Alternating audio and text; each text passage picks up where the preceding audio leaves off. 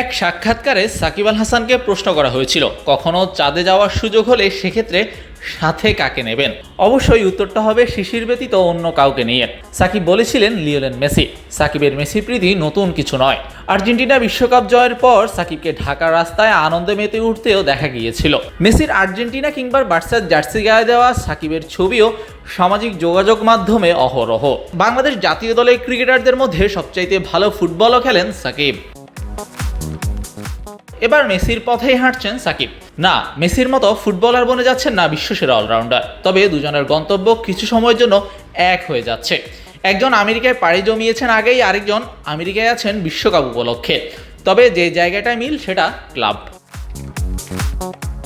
দীর্ঘদিন কলকাতা নাইট রাইডার্সে খেলা সাকিব আল হাসান এবার খেলবেন আমেরিকার মেজর লিগ ক্রিকেটের লস অ্যাঞ্জেলস নাইট রাইডার্সে। এমএলসি দ্বিতীয় সিজনের জন্য সাকিবের সঙ্গে চুক্তিবদ্ধ হয়েছে শাহরুখ খানের দল। 2011 সালে কলকাতা নাইট রাইডার্সের হয়ে প্রথমবার আইপিএল খেলেন সাকিব।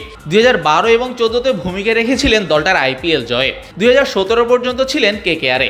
2021-এও দলকে নিয়ে গিয়েছিলেন ফাইনালে। সবশেষ 2023 সালেও তাকে কিনেছিল কেকেআর, যদিও পরে করেছিলেন নাম প্রত্যাহার। শাহরিয়ার শাওন, স্পোর্টস বাংলা।